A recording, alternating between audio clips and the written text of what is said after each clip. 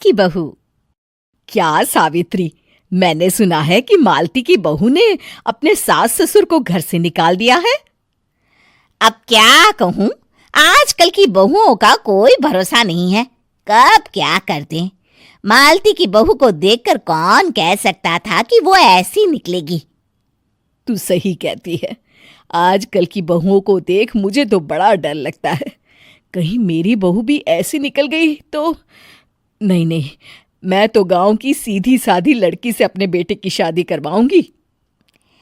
इस तरह एक दिन गायत्री अपने बेटे की शादी गांव में रहने वाली मीना नाम की लड़की से करवा देती है।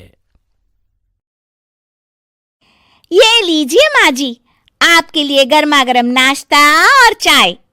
अरे वाह बहू, सच कह रही हूं, जब से तू इस घर में आई है मुझे तो बड़ा आराम है। तेरे जैसी बहू तो किस्मत वालों को मिलती है। का माँ जी, अब इतनी भी तारीफ मत करिए ना। धीरे धीरे मीना गायत्री की चहेती बन जाती है और मीना भी गायत्री को कभी शिकायत का मौका नहीं देती थी। फिर एक दिन, ये ले बहू, आज मैं बाजार से तेरे लिए साड़ी लाई हूं। साड़ी देखते ही मीना का मुंह लटक जाता है। का माँ जी, ये भी कोई साड़ी है? ना, मुझे तो बिल्कुल पसंद नहीं आई। अरे लाना ही था तो कोई अच्छी महंगी वाली साड़ी ले आती मेरे लिए। आप तो ये सस्ती साड़ी उठा लाई।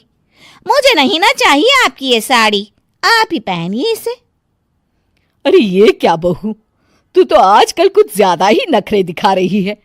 मैं इतने प्यार से तेरे लिए साड़ी लेकर आई हूं और तू है कि उल्टा मुझे ही दो बातें सुना रही है। अरे माँ जी, आप अपने लिए तो बड़ी डिजाइनदार और महंगी महंगी साड़ियां खरीदती हैं और मेरे लिए ये सस्ती साड़ी ले आई। आप समझती हैं कि मैं गांव से आई हूं इसलिए मुझे कुछ नहीं पता। हाँ, अरे कुछ नहीं, तुझे शहर की हवा लग गई है बहू। इस तरह दोनों सास बहू में रोज किसी न किसी बात पर लड़ाइयां शुरू हो जाती थीं। एक दिन गायत्री अपनी कुछ सहेलियों को अपने घर चाय पर बुलाती है। अरे बहू, मेरी सहेलियों के लिए बढ़िया चाय नाश्ता तो बना दे। अरे माँ जी, अभी ना मेरे पास बिल्कुल भी समय नहीं है, मुझे ब्यूटी पार्लर जाना है। चाय नाश्ता आप ही बना लीजिए। हाँ, तू कब से ब्यूटी पार्लर जाने लगी है? शहर आए 2 दिन नहीं हुए और देखो महारानी के नखरे शुरू हो गए। बस भी करिए माँ जी, आपसे बहस करने के लिए मेरे पास ना बिल्कुल टाइम नहीं है।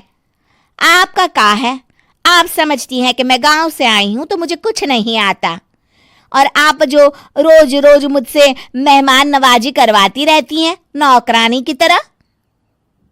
मीना के कमरे में जाते ही, अरे ये क्या गायत्री, तू तो अपनी बहू की बड़ी तारीफ कर रही थी, लेकिन ये तो तुझे कुछ समझती ही नहीं। भाई मुझे तो लग रहा था कि तेरी बहू गांव की है तो सीधी सादी होगी, लेकिन इसने तो शहरी बहुओं को भी मात कर दिया। हाँ। अपनी सहेलियों के सामने अपनी बेइज्जती होते देख गायत्री आग बबूला हो जाती है। अरे क्या शहर और क्या गांव, मेरी तो किस्मत ही फूटी थी जो मैं इसे बहू बना के ले आई। भगवान जाने आगे और क्या क्या करेगी। अब तो मुझे कुछ ठीक नहीं लगता। तू जरा संभल के रहना, कहीं मालती की तरह तेरा भी हाल बेहाल ना हो जाए। अच्छा, अब हम चलते हैं। अपनी सहेली की बातें सुनकर गायत्री थोड़ी घबरा जाती है। अरे ये सुशीला क्या बोलकर चली गई, कहीं इसकी बात सच ना निकल जाए।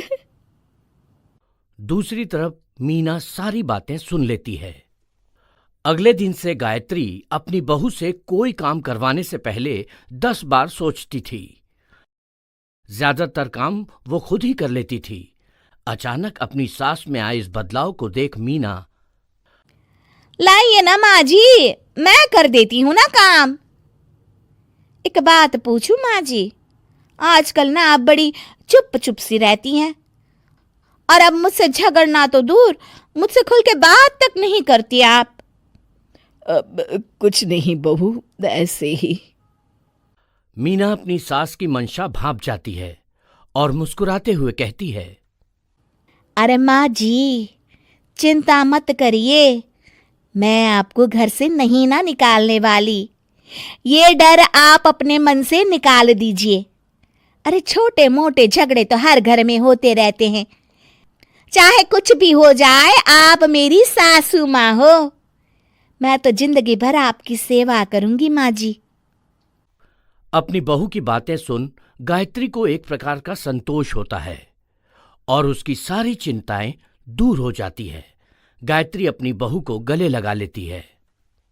मुझे माफ कर दे बहू, मैं तुझे गलत समझ बैठी थी। कोई बात नहीं माँ जी, ये ना घर घर की कहानी है। हाँ।